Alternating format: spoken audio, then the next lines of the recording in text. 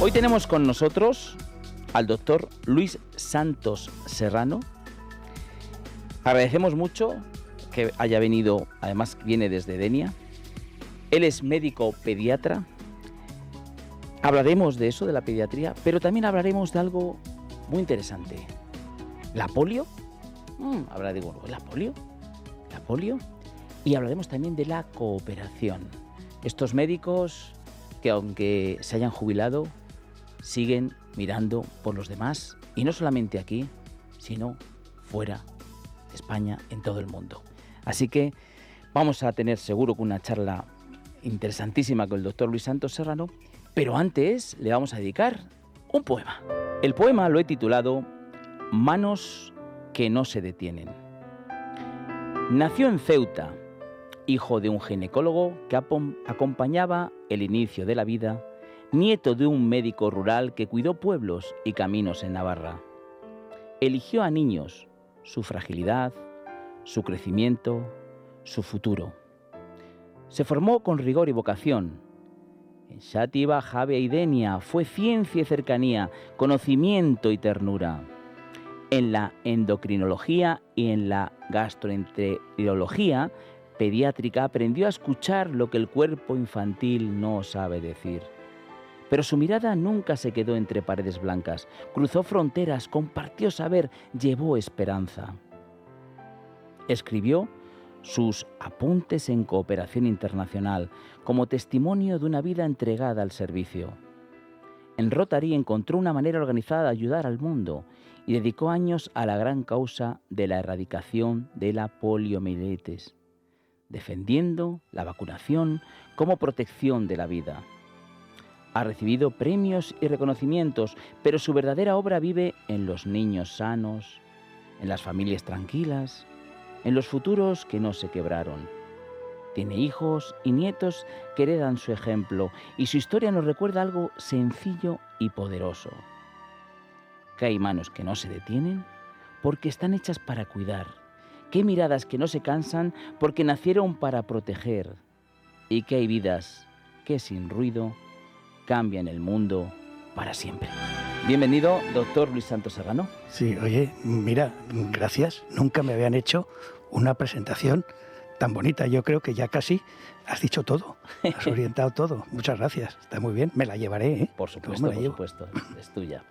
Bueno, pues enseguida vamos a empezar a charlar cosas muy interesantes con el doctor Luis Santos, pero antes vamos a ver un poquito su currículum. Hugo Alonso. Se licenció en Medicina por la Universidad Complutense de Madrid en 1974. Más tarde se especializó en Pediatría y áreas afines vía MIR, con formación en el Hospital Virgen del Camino de Pamplona. Ha desarrollado una extensa y sólida trayectoria profesional en el ámbito de la pediatría. Inició su carrera en el Hospital de Navarra. Posteriormente ejerció como pediatra en distintos cargos de la Comunidad Valenciana, incluyendo Javia, el Hospital de Xàtiva y el Hospital de Denia, donde trabajó durante más de 22 años y fue jefe de servicio. En el nuevo Hospital de Denia asumió responsabilidades en gastroenterología y endocrinología pediátricas, además de la dirección del servicio de pediatría entre 2012 y 2014. Cuenta con una destacada labor docente y divulgativa a través de la colaboración con la prensa, la autoría de 2 libros sobre cuidados infantiles, la participación como ponente en actividades formativas y la coordinación de un programa de radio especializado en pediatría, así como en iniciativas formativas ligadas a la cooperación internacional. Paralelamente ha mantenido un firme compromiso con la acción social y comunitaria, participando activamente en organizaciones como Rotary Club de Javia, Cruz Roja, UNICEF y diversas ONG sanitarias, así como en asociaciones vinculadas a la salud, la cooperación y la acción humanitaria. Su trayectoria profesional y humana ha sido reconocida con numerosos premios y distinciones, entre los que destacan la Medalla de Plata de Cruz Roja, el Premio 9 de Octubre a la Solidaridad de la Villa de Javia, el Premio José Marsal de Radio Denia y varios reconocimientos de Rotary International. Actualmente mantiene su actividad profesional en consulta privada en la Clínica Dr. Santos de Javea. Bueno, doctor Luis Santos, nada más y nada menos. Madre mía, vaya currículum. Es que sabes lo que pasa. Cuando uno es mayor, al final todos tenemos una historia.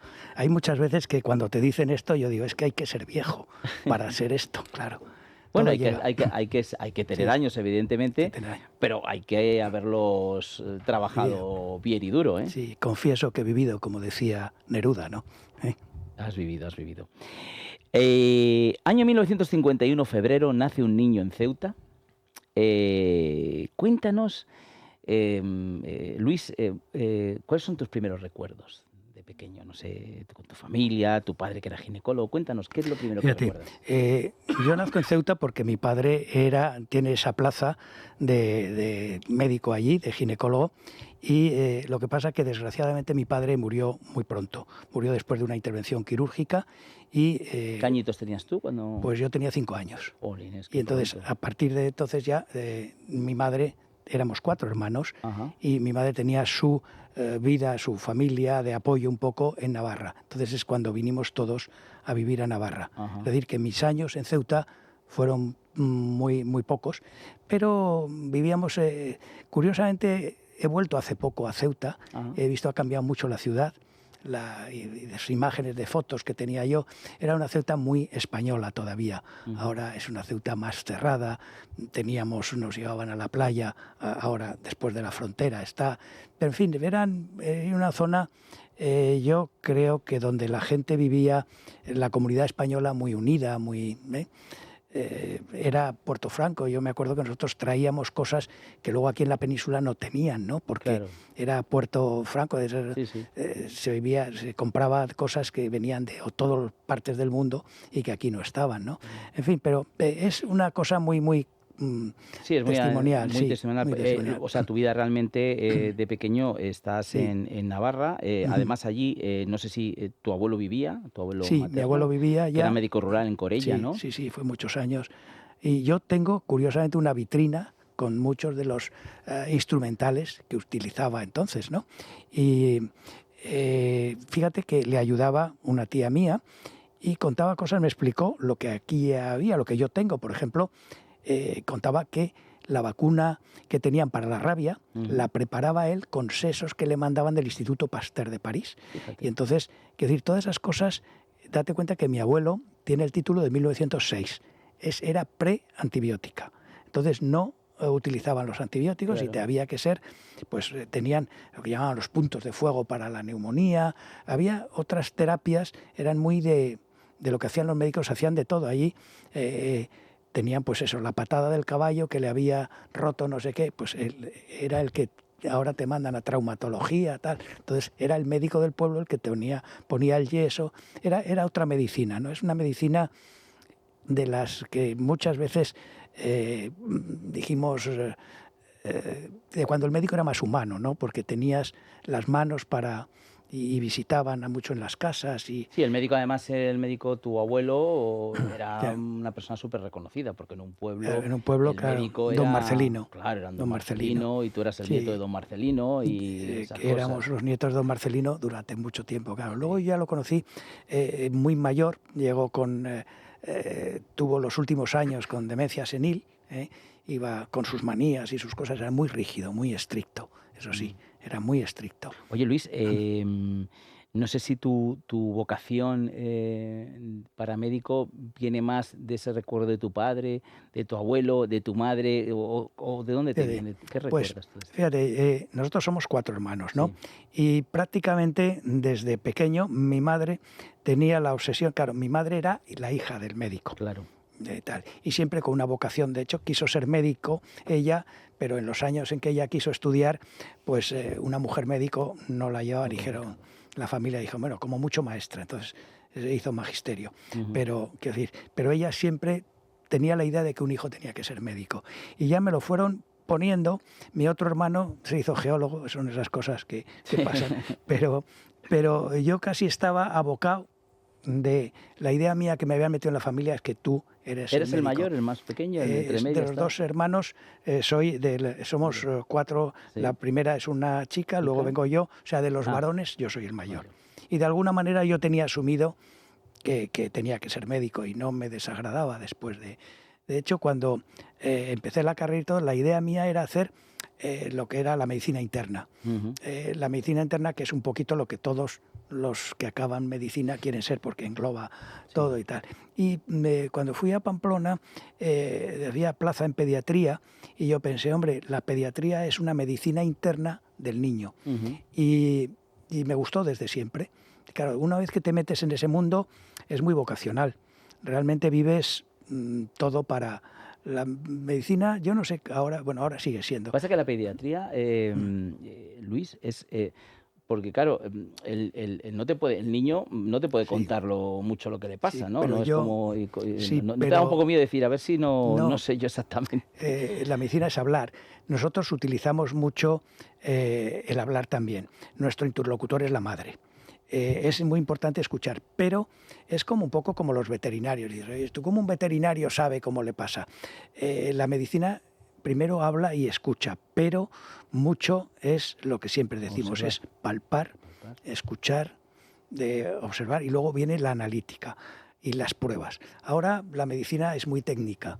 La medicina ahora primero es primero la técnica, y la técnica es la que te dice lo que tienes que hacer.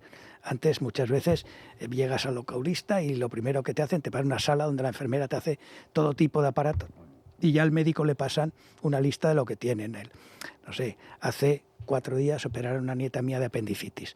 Pues claro, nadie le operó, todo lo tocan, palpan y tal, pero no, hasta que el que hace la ecografía dice sí, es apendicitis. Y el que hace la ecografía dice no, es apendicitis, el cirujano ni entra. Claro. Es decir, que ahora todo es muy tecnología. Claro, yo empecé, acabé la carrera en el 74. Son muchos años ya. Entonces lo primero era lo de siempre, la medicina clásica. Era primero palpación, primero escuchar. El médico, escuchar al paciente, lo que te dice. Nosotros escuchamos mucho a la madre, porque la madre, aunque creamos, que estaban locas, tal, siempre tienen razón. Sí, y además, en el caso del pediatra, evidentemente, el paciente es el niño, pero también son pacientes los padres, porque son los que sufren casi más, ¿no? Llegan nerviosos, llegan tal, es muy importante hablar. Fíjate, yo ahora, que como tú has dicho, prácticamente tengo solo consulta privada, muy testimonial. ¿Y por qué va la gente a una consulta? Porque yo veo muy poquita gente. El problema es la sobresaturación de las consultas. Ya. La gente se va y dice, oye, es que no tienes tiempo de hablar con el médico. ¿Qué le pasa a esto? ¡Pum! Fíjate, cuando yo fui el primer pediatra que apareció en Javea, ¿no? La plaza de pediatría. No había, era el médico rural, y de repente nombran un pediatra y aparezco yo. Y la gente estaba educada a lo que había. Me llegaban allí, el niño te lo ponía, es de la garganta. Y yo le decía, no, usted dígame lo que le pasa y yo le diré de dónde es. Claro, y eso a todos, hasta que la gente ya dice, es que Y luego la gente al principio protestaba, decía, es que con llegas, la gente iba a la consulta acostumbrada al médico. Decía, es de la gola, el médico sacaba su recetario y decía 4 punchaetas, ahí, 4 pinchazos de penicilina y ya estaba. Yo no, yo le decía, no, hay que mirar la garganta. Claro, en la sala de espera decía, es que este tío tarda mucho, es que viene uno y se está 15 minutos con uno. Claro, yo llegaba por la mañana y no tenía tiempo hasta que se acababan los pacientes. La gente quería hacer la comida, llevaba al chiquillo un momento y dice, vas allí 10 minutos, te mandan los pinchazos. Claro, son cosas del abuelo Cebolleta, pero al poco de estar yo allí apareció el practicante a decir si tenía yo algo contra él. Y yo digo, no, ¿por qué? Y dice, porque estaban acostumbrados a que todos los niños que iban a consulta, todos han pinchado. De repente yo no pinchaba a nadie. Yo era más o de jarabes o de tal, porque la no agresión es algo que tenemos los pediatras, no agresión al niño. Y entonces, claro, el practicante se quedó de repente sin trabajo y dijo, ostras, este tío tendrá algo contra mí, se querrá, y me fue a preguntar. Yo, no, es que es otra... Quiero decir que la medicina va cambiando con el tiempo, y el principal problema que tiene ahora la medicina sigue siendo muy dura para... Yo he hecho muchas guardias, yo he vivido años en hospitales, si sumara los días que he estado de guardia, porque estuve de guardia hasta que me jubilé, hasta los 65, casi 66 años, seguía haciendo guardias. Y además en hospitales pequeños, que hacías 6, 7 guardias al mes. Es decir, si sumas mi vida en hospitales, he vivido en hospitales mucho tiempo. Y es dura la vida, es dura por la conciliación familiar. Claro. Y Sí. yo entiendo ahora esos médicos que protestan, es una formación que requiere, tienen razón. Tienen toda la razón. Tienen toda la razón. Hablaremos de eso porque luego hablaremos de valores, hablaremos de eso. Te especializas en endocrinología infantil y en gastroenterología. Sí. La endocrinología es algo que me preocupa porque ¿qué era esta? Estaba más basada en el tema de, a lo mejor, de la diabetes, de la nutrición. Sí, es diabetes. Sí, la endocrino, la clínica es fundamentalmente diabetes. Luego llevamos a los déficits de crecimiento, déficit de hormona de crecimiento. Llevamos a los problemas de tiroides.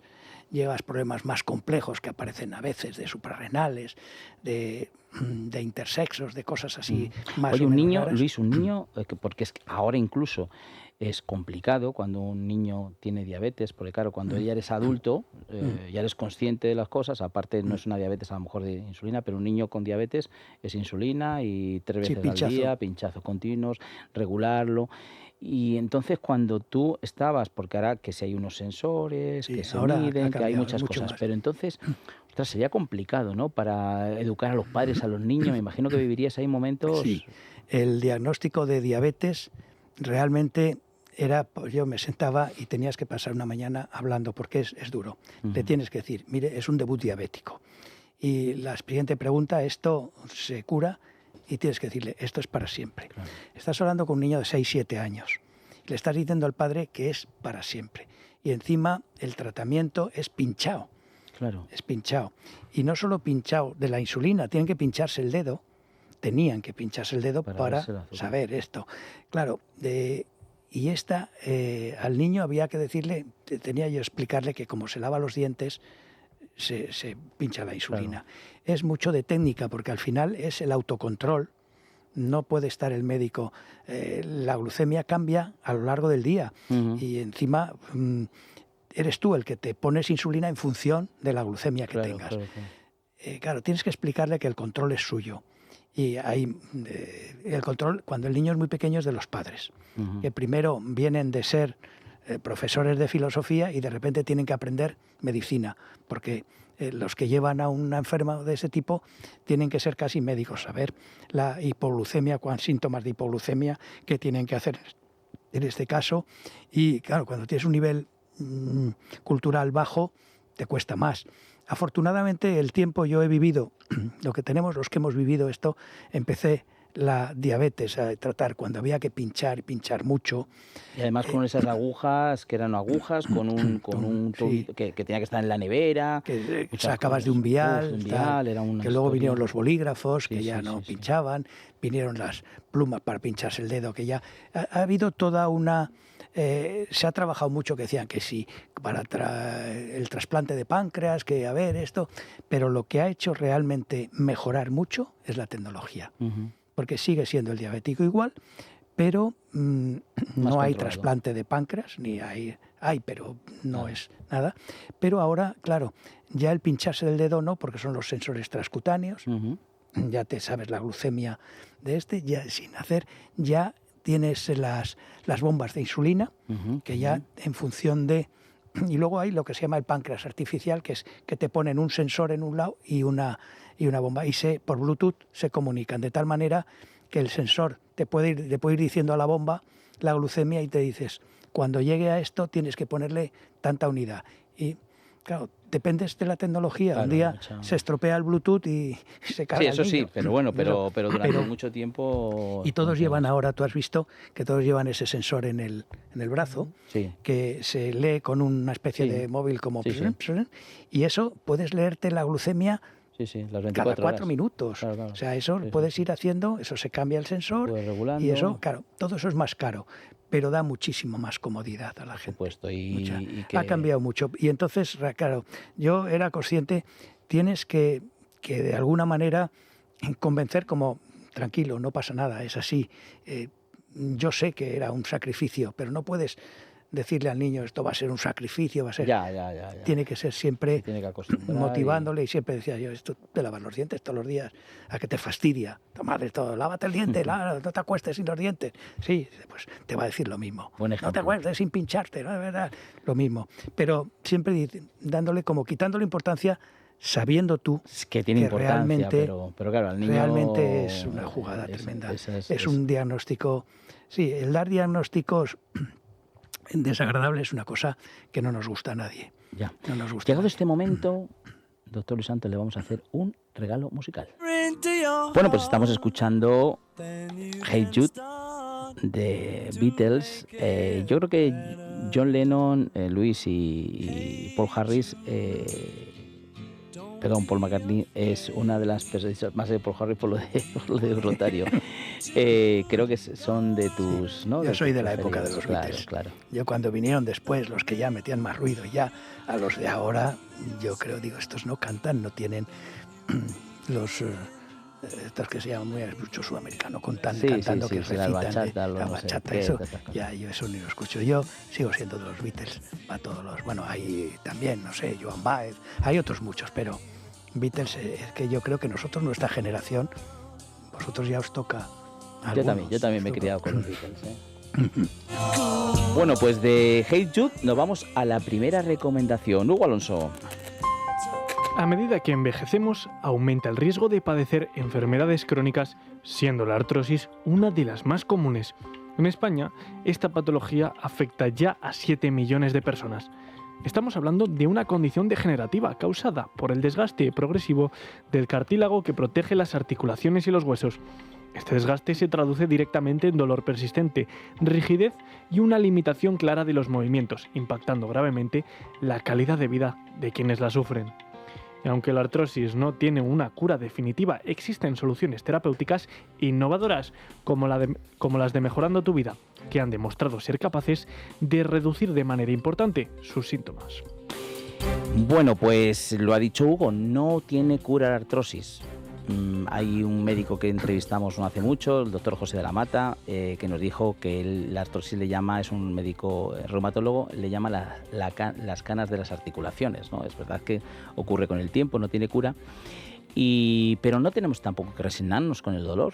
Hay maneras para mejorarla. Por ejemplo, aquí tengo unos guantes, que estos fueron los que nos recomendaron estos reumatólogos, también Luis Fernando Villa, donde a través de ondas pulsantes, masaje, vibración, calor, vamos a conseguir, aliviar el dolor, esa persiana que nos cuesta levantar, ese botón que nos cuesta abrochar. Bueno, pues 20 minutos en casa tranquilamente. Además, ahora que estamos en época de frío, es muy gozoso porque da calorcito también. Y luego tenemos también para las rodillas, una rodillera que va con infrarrojo. Tenemos para la espalda un cinturón que también va con todo el tema infrarrojo, masaje de calor, dolores lumbares, dorsales. Tenemos también para las cervicales, un láser cervical, que lo hemos sacado hace poco, con una tecnología de TENS, con tecnología de magnetoterapia, bueno, una maravilla.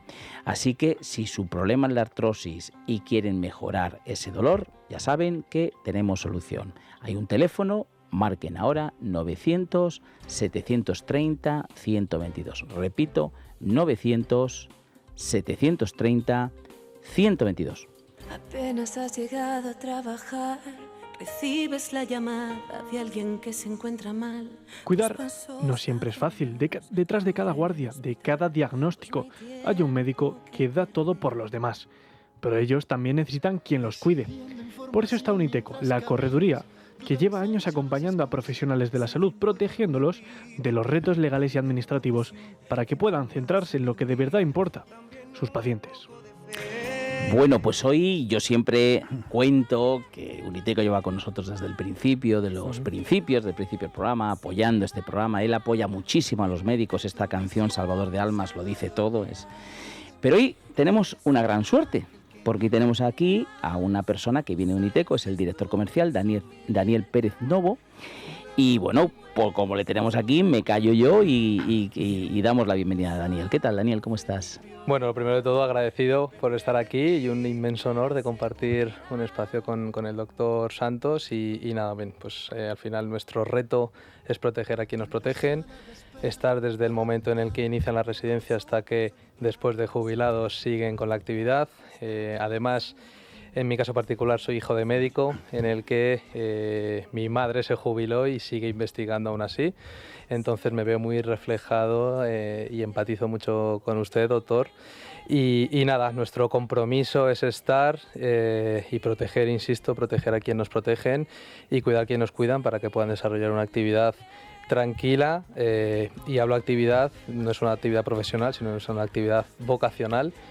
Y bueno, pues encantados de estar aquí y bueno, como bien has dicho tú, pues estamos desde el principio y estaremos.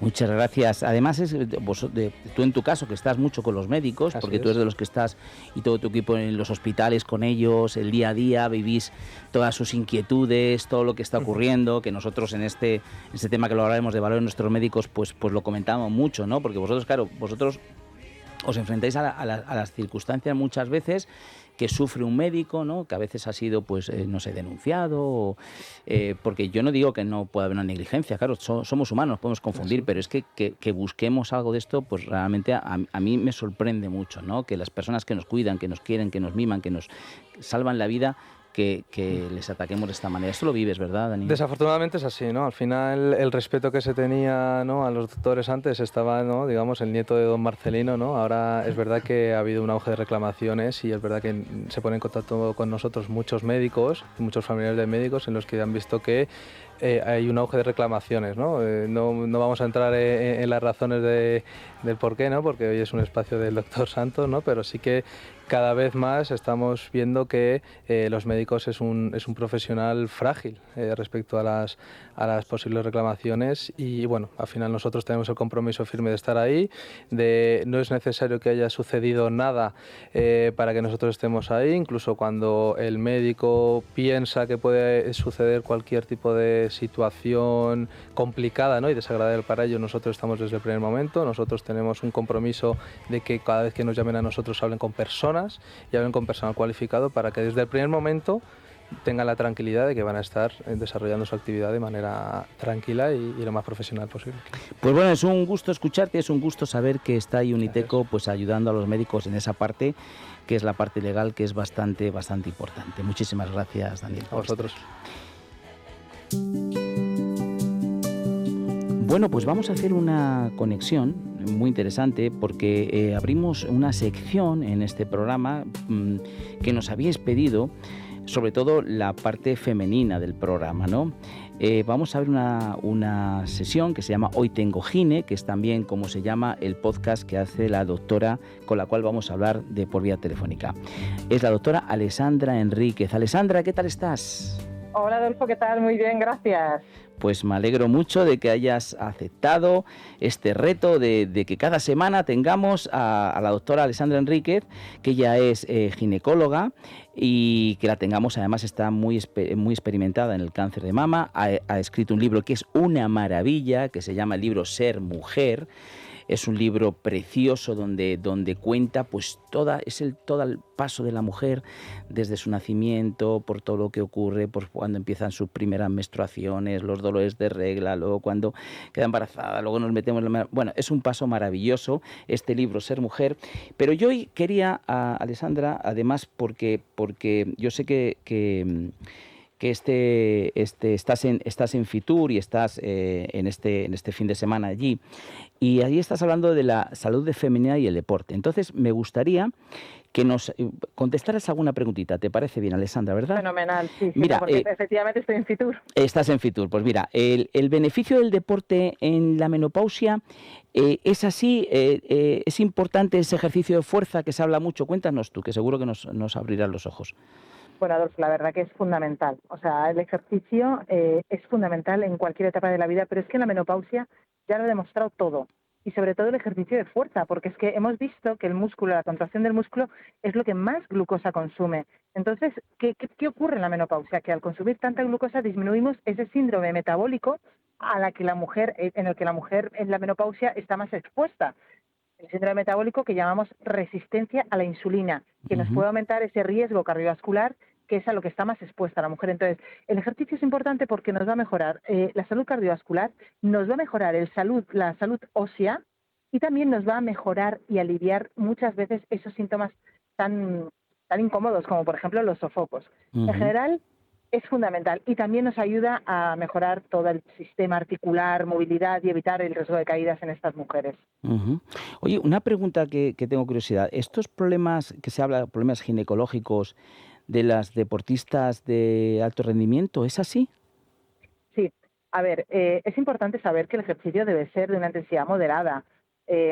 irregular, sobre todo. Cuando tenemos un ejercicio de alta intensidad, con estas deportistas que están sometidas a ejercicios extremos, aumenta lo que llamamos el estrés oxidativo, un exceso de radicales libres. Y lo primero que puede ocurrir es que no tengamos suficientes nutrientes para que esa energía que requerimos pueda ser suficiente. Entonces, en general hay problemas con la regla, con la menstruación. Hay lo que llamamos una amenorrea, un retraso en la regla durante 3 meses, o una oligomenorrea, que es trastornos que no te viene todos los meses la regla. Entonces, sobre todo, yo incidiría más en las niñas jóvenes que hacen deportes de alta intensidad, que pueden tener una debilidad del hueso mayor. ¿Por qué? Porque la menarquia o la primera regla se puede retrasar y nos puede favorecer que el hueso no se mineralice lo suficiente. Entonces, yo tendría especial cuidado en niñas jóvenes, sobre todo, que tengan una menarquia o una primera regla a una edad normal, y vigilaría un poquito el hueso. Y también es importante porque muchas veces, y no se habla de esto, fíjate, el dolor que se puede producir también en las mamas de las mujeres deportistas, nadie lo habla, pero el 44% de las mujeres que hacen un ejercicio de alta intensidad tienen dolor en la regla. Y también deberíamos tener especial cuidado porque estas mujeres deportistas de alta intensidad pueden tener también dolores y tienen mayor predisposición a tener lo que llamamos endometriosis, por ese exceso de radicales libres o de estrés oxidativo. Entonces tenemos que vigilar mucho que la mujer tenga la regla cuando le tiene que venir y que si la tiene no tenga dolores. Y una pregunta más. Tú eres una experta en temas de cáncer, acompañas a muchas mujeres cuando tienen un cáncer. ¿El deporte realmente es beneficio para las mujeres con cáncer? Es fantástico. En la mujer, sobre todo que yo me dedico más a la especialidad de cáncer de mama, lo ha demostrado, como yo siempre digo, lo ha demostrado todo. Aumenta la supervivencia libre de enfermedad, disminuye el riesgo de recaídas, el riesgo de recidivas, de que vuelva a aparecer, disminuye la depresión, mejora el estado de ánimo y sobre todo también se ha demostrado que mujeres que realizan tratamientos con quimioterapia pueden tener mejores beneficios en sus propios tratamientos porque mejoran nuestro sistema inmune. Entonces yo lo recomiendo y sobre todo en 2 etapas tan fundamentales en la mujer como son la menopausia o aquellas mujeres que estén pasando un trastorno o un problema oncológico, porque les puede ayudar en todos los sentidos y se ha demostrado prácticamente los beneficios en recurrencias y en supervivencia. Bueno, pues a mí me has dejado convencido y estoy seguro que a toda la audiencia también. Así que ya que hemos hablado de deporte, pues eso, la importancia que tiene el deporte. Pues si quieren seguir escuchando, que lo seguiremos aquí todos los programas, evidentemente, con esta nueva sección, pero también en Hoy Tengo Gine, ella la doctora Alessandra Enríquez, tiene su propio podcast. Así que Hoy Tengo Gine y la ven. Y además, de veras, se lo recomiendo, Ser Mujer. Está editado por Espasa, pero bueno, ya saben, Amazon, librerías, etcétera. Ser Mujer es un libro maravilloso, ya está la 2ª edición y eso que empezó hace poquito, así que no se lo pierdan. Sí. Ser Mujer. Alessandra, muchísimas gracias y te mando un beso enorme. Igualmente, muchísimas gracias, Adolfo, y nada, hasta la semana que viene. Hasta la semana que viene.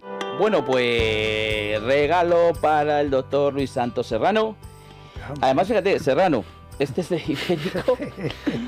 Navarretinto tiene el placer de regalarle al doctor este sobre de jamón ibérico, 100% ibérico de bellota. Además, el detalle, historia de nuestros médicos con Adolfo Albistur que han hecho. Tiene aquí habla también del doctor Gregorio Marañón, lo que habla del jamón. Así que, doctor, para usted el sobre jamón, que lo disfrute. Yo sé que cuando llegue una agradable Denia, sorpresa. Pues nada, ya tiene Navarretinto. Y bueno, pues nada, yo les digo, prueben Navarretinto. Es un jamón, rico no, lo siguiente. Además, yo por ejemplo, soy de tomarlo en la cena, para no tenerme que comer mucho, porque tengo hambre. Entonces te sacia el jamón y así puedes dormir perfectamente y no tienes que comer nada más. Así que jamón Navarretinto, ya saben, les voy a dar un teléfono. Con este teléfono llaman, díganles que nos ha escuchado en este programa y van a tener un 10% de descuento, pero no se lo pierdan, que es el mejor jamón, el jamón que recomiendan los doctores y que evidentemente comen los doctores. Navarretinto 91 625 0228. Repito, 91 625 0228. Bueno, pues aquí seguimos con el doctor Luis Santos Serrano. Hemos comentado, él es médico pediatra. Hemos hablado ya de la pediatría, de los niños, pero ahora vamos a hablar de esta otra parte que ahora que está jubilado ha dicho, yo no me quedo tan tranquilo. Hemos visto que es un hombre activo, una persona, y es que además yo creo que el médico nunca se jubila. Hay otras profesiones que sí, pero yo creo que se lleva tan dentro, es tan vocacional que nunca se jubila. Entonces cuéntanos, Luis, ¿qué es lo que haces? Porque yo sé que tú estás obsesionado con erradicar la polio. Cuéntanos cómo está el tema de la polio hoy en día, que parece que ya es una enfermedad que no existe. Cuéntanos también algo de la pospolio, es decir, cuéntanos la polio y luego ya entramos también en otro tipo de cooperaciones que haces. Cuéntanos la polio. Mira, pues mi ocupación, digamos, con la polio, yo, por mi edad, cuando yo empecé a ejercer la pediatría, ya no había polio en España, yo no he visto ningún niño con polio, pero yo soy rotario. Rotary Club, sabéis que el programa que a nivel mundial lleva, pues esto lo hicieron hace ya muchos años, puso como su programa fundamental erradicar la polio en el mundo. ¿Qué pasa? Que entonces era muy fácil porque vieron que la vacuna, cuando tú vacunabas una población, la polio desaparecía. Y entonces empezó Rotary a financiar programas y en el año 85 formó parte de aquello lo que se llamaba el GPI, que es el Grupo Polio Erradicación Iniciativa. Tuvo una alianza estratégica con importantes colaboradores como era UNICEF, como es UNICEF, como es el CDC de Atlanta, y luego se fue uniendo Bill Gates, que exclusivamente pone dinero, es decir, nosotros nos llamamos el 2x1, si nosotros ponemos 50 millones al año, él pone el doble, 100 millones, ¿y por qué? Y entonces empezamos una campaña en el mundo, a mí me encargan de esto un gobernador en el 2010, me dice, oye, tú encárgate de seguir este tema de Rotary del 2010. Desde el 2010 hasta el 26, llevo estos 16 años haciendo un seguimiento de la polio en el mundo. Y es un mundo fascinante porque la gente dice, bueno, ¿dónde está la polio ahora? Hay una polio de virus salvaje que queda solo en Pakistán y Afganistán. Se acabó en la India, acabó en África y tal. Hay una polio que decimos postvacunal, que eso crea problemas porque la polio que nosotros ponemos en el tercer mundo sigue siendo las gotitas aquellas. Aquí en nuestro entorno, en España, todos los niños les seguimos poniendo la vacuna, pero ya la vacuna con virus muertos, que esa ya no crea problemas y es pinchada. Pero en el tercer mundo se pone la de las gotitas. ¿Por qué? Porque si tuviéramos que vacunar pinchado en todos estos países, no hay plástico suficiente ni agujas suficientes para vacunar a tantos millones de personas. Date cuenta que en algunos países, como en la India, se pueden vacunar en un día 45 millones de niños. Busca 45. Y además, estos programas que los hacen agentes vacunales, que van porque los niños, claro, si vemos las fotos, viven allá donde viven en desiertos, viven en chabolas, en barriadas, en sitios donde no hay centros de salud. Y entonces hay agentes vacunales que van casa por casa y no son enfermeras. Estas no las puedes mandar a pinchar, estas van con las gotitas. Y una persona de estas dando 2 gotas en la boca puede vacunarte en un día 1.000 niños, 1.000 y pico. Es decir, necesitas ese tipo de vacuna, que es la que está. ¿Qué pasa con ese virus? Que es virus vivo atenuado. Cuando ese virus llega a una persona que está inmunodeprimida, en África todo el mundo dice, pues hay mucho SIDA. Todos los que puedan tener SIDA pueden desarrollar, incluso con ese virus atenuado, pueden desarrollar la polio. Y, por ejemplo, una inmunodeficiencia puede ser la desnutrición. Y niños desnutridos, no os voy a decir los que hay en el mundo. Es decir, que hay mucho tipo de hecho, hay unos 200, las cifras de ahora, de este año pasado, son 256 niños que han quedado paralíticos por el virus de la vacuna. Que claro, la gente dice, esto, daños colaterales, que dirían los americanos. Pero claro, a cambio has salvado la vida a millones y millones de niños. Nos quedan esos 2 países. ¿Y por qué esta obsesión con acabar la polio? Porque no hablamos de la lucha contra la polio, hablamos de la erradicación. Esto es un tema muy importante. Erradicación significa 0 casos. La vacuna es muy barata, es muy asequible, y si se consiguiera vacunar a todos los niños del mundo durante 3 años seguidos, el virus no tendría a quién infectar y dejaría de circular. ¿Qué pasa? Que tenemos todos los años, la lucha es contra evitar la dosis 0. se calcula que hay unos 20 millones de niños no controlados que están por ahí, porque hay muchos sitios donde nacen, no hay registros de la propiedad, de nacimiento ni nada. Hay amplias zonas de África, amplias zonas de Asia, imaginaros todos los sitios de la India, hay muchos niños que nadie sabe que han nacido. Y entonces a esos niños es muy difícil llegarles la vacuna. Hay unos 20 millones de niños en esa situación. El virus vive en esos sitios y vive en los sitios de guerra donde se destruye los sistemas sanitarios. Cuando inició la guerra de Ucrania, el virus apareció en Ucrania. En Gaza, hace poco lo vimos, ¿no? Y que hay otro problema importante también, que es en sitios donde ya la polio, como puede ser en España o como era en Estados Unidos, no hay ya virus, pues la gente ya no se vacuna. Dice, ¿para qué te vas a vacunar la polio? Y más en Estados Unidos, ahora tienen antivacunas de ministro, ¿no?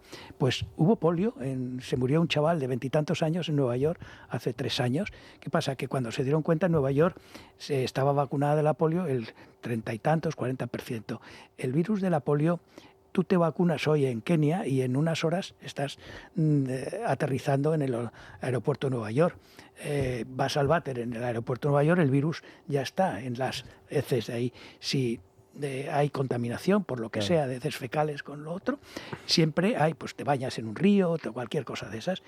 De hecho, hay casos, el año pasado en Barcelona se detectó, porque ahora desde el COVID se hacen estudios de virus en las aguas residuales.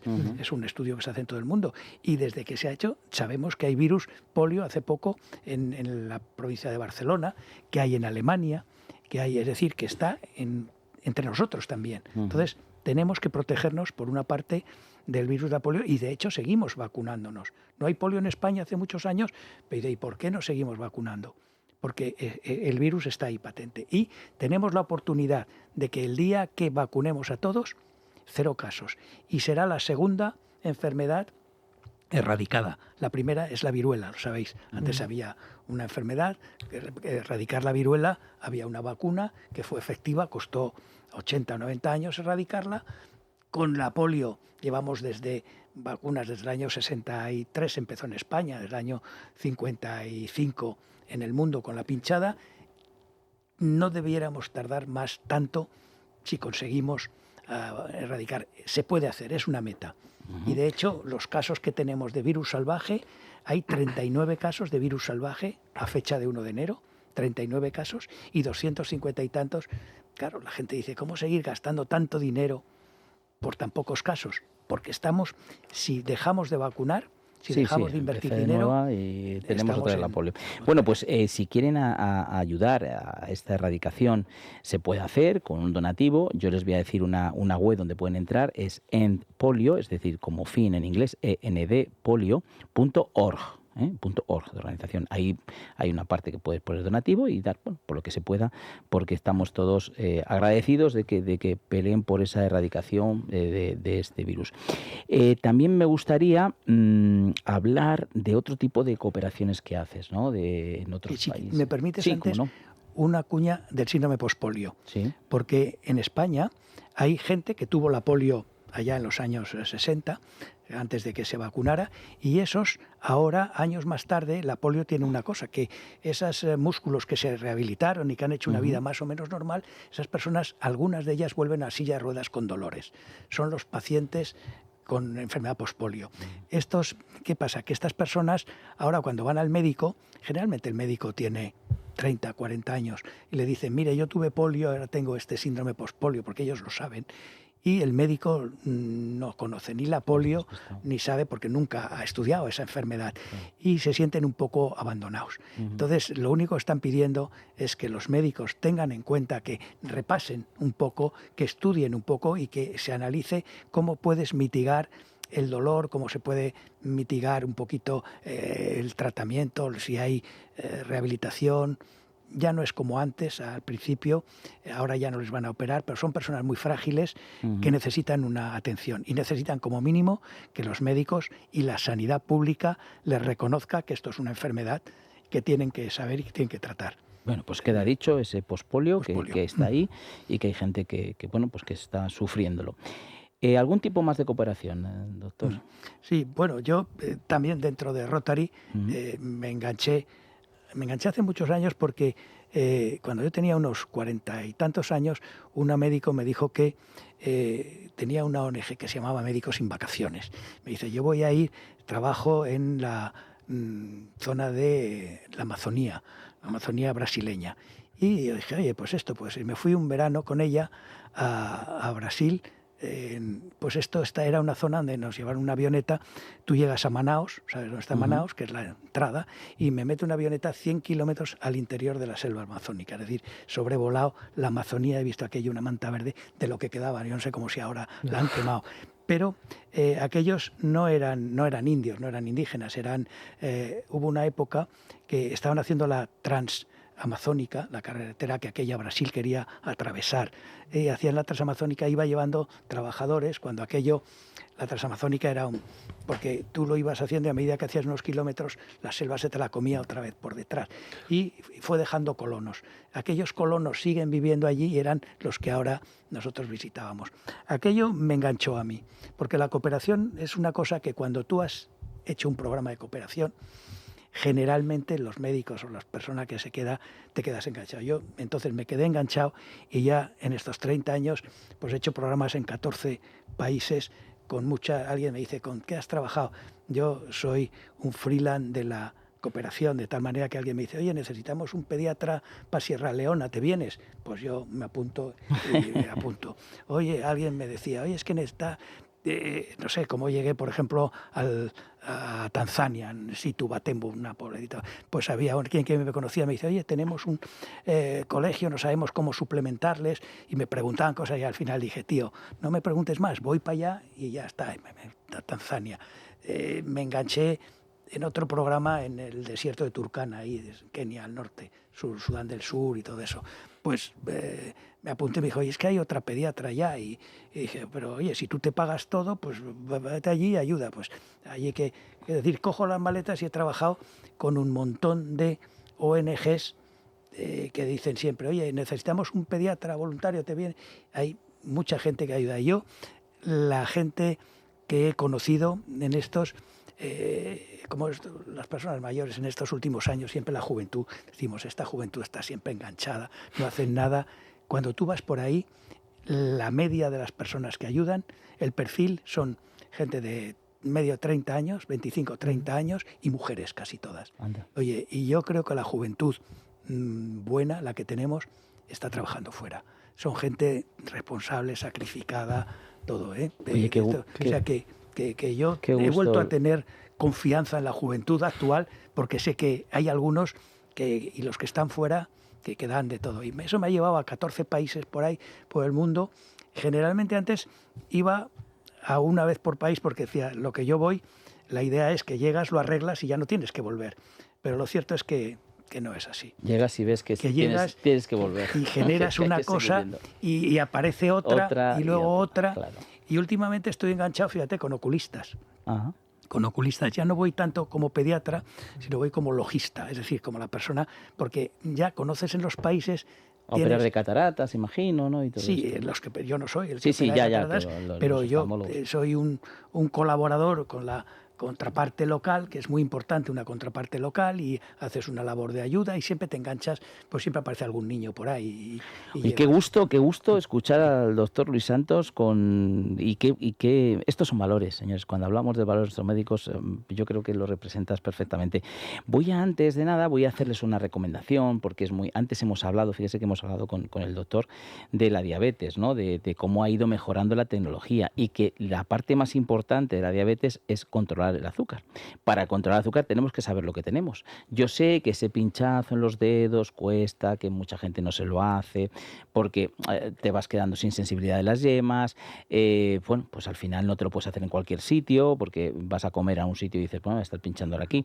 Bueno, pues aquí tenemos un glucómetro sin pinchazos, el de Protege tu Vida, que es tan solo colocar el dedal. Tenemos una aplicación en el móvil, le damos un botoncito, aparece el azúcar que tenemos. Qué fácil, qué sencillo.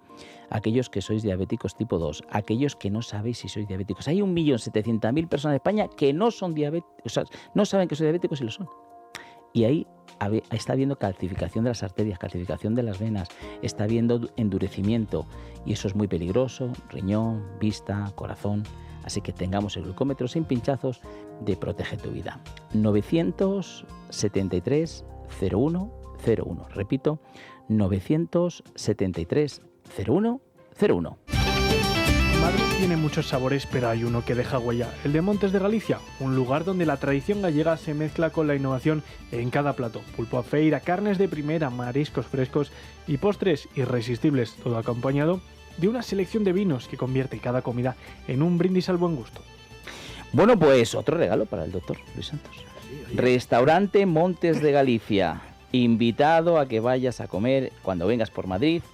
Es un restaurante maravilloso, una comida exquisita, viene de la lonja de Vigo todo, la vas a disfrutar, es una gente majísima, ahí está Daniel Spasandín y su equipo, que nos deleita con una comida maravillosa y un trato exquisito. Les voy a dar un teléfono para que puedan marcar y reservar, Restaurante Montes de Galicia, 91 355 27 86. Así que es verdad, doctor, que muchas veces dice, ¿pero esto era verdad? Sí, es verdad.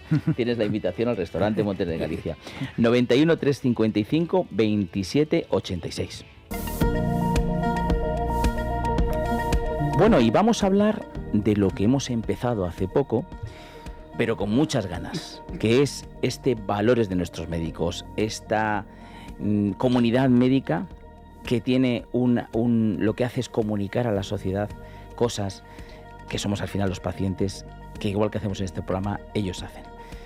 Valores de nuestros médicos, donde el médico se puede suscribir, recomendamos que se suscriba para que vea exactamente de lo que se habla, de lo que quiere digamos, transmitir, de lo que quiere comunicar, con un equipo de compañeros, de colegas que hablan de lo que quieran, desde los temas más reivindicativos que hay ahora, como de los temas de avances científicos, de todo. Así que valores de nuestros médicos.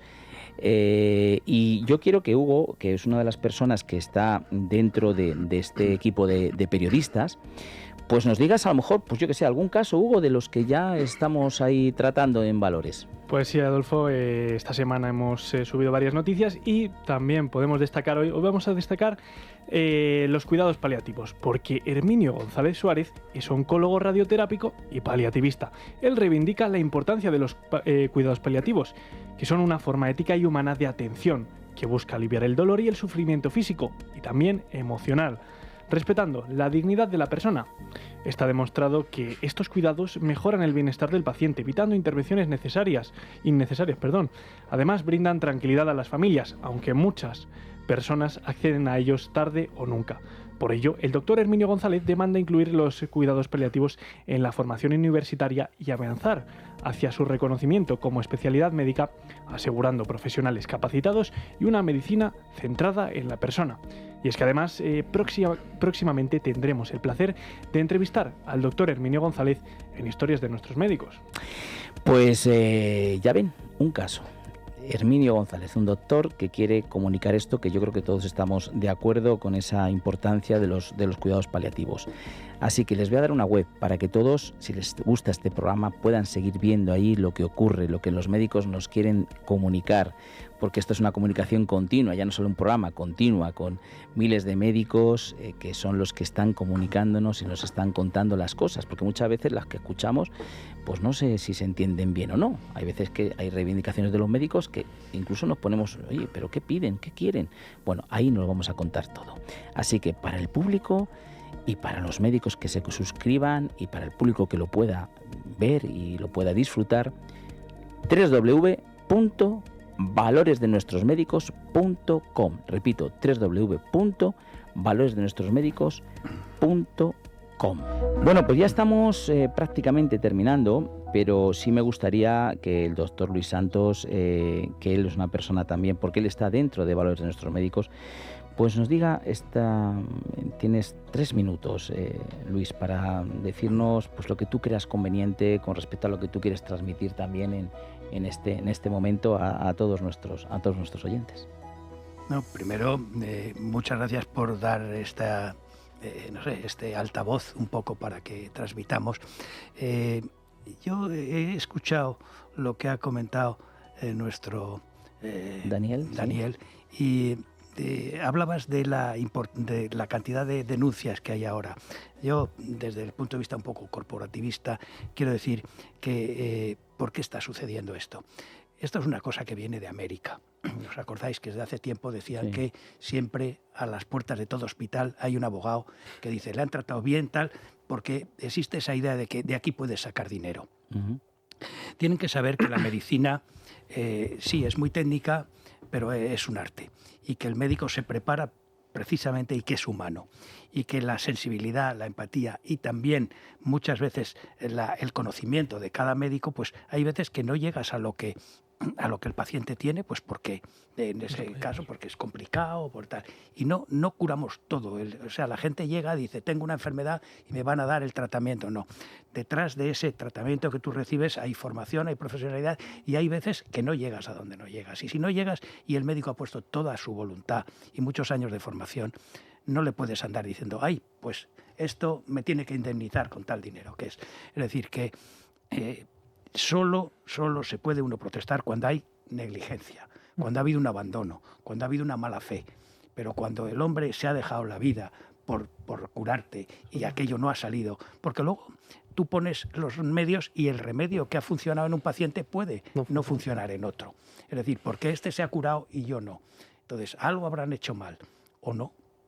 Detrás de cada cosa hay cosas que no vamos nosotros a conocer y realmente el organismo de cada uno reacciona de tal manera. Entonces, todo hay que hablarlo, todo hay que comprender, y realmente hay mucha pillería. Yo creo que los que realmente denuncian van por dinero. Es para sacar, está claro que es para sacar dinero. Y porque hay mucha gente profesionales también que dicen, no, esto si lo ganas claro, y te dan dinero claro, y tal. Claro. Esa cosa que es la sociedad que está de alguna manera... Pero eso debe ser con el médico y debe ser con todos. Porque ahora denuncias a los talleres, denuncias a todo el mundo. Sí, pero ¿no? es que el médico es una responsabilidad de vida, claro, de vida. Está muy expuesto y no podemos tampoco coaccionar que el médico no haga cosas o haga demasiadas cuando por ese miedo, ¿no? Cuando el médico lo que tiene que tener es saber que tiene la libertad para hacer lo que él, como gran profesional que lleva 8, 9, 10 años estudiando, más todos los que sigue estudiando después de haber terminado su carrera, puede hacer. Pues queda aquí dicho también estos valores de nuestros médicos, www.valoresdenuestrosmedicos.com, ya lo saben. Y bueno, pues hemos llegado al final. Muchísimas gracias, doctor, por haber venido. Muchas gracias a vosotros. También, Daniel, a ti, claro, evidentemente. Y nada, a todos ustedes que les voy a decir, pues que les queremos mucho, que nos encanta que estén escuchándonos y que nos digan cosas tan bonitas como nos dicen de este programa y de los doctores. Así que les mando un beso muy fuerte y hasta el próximo programa.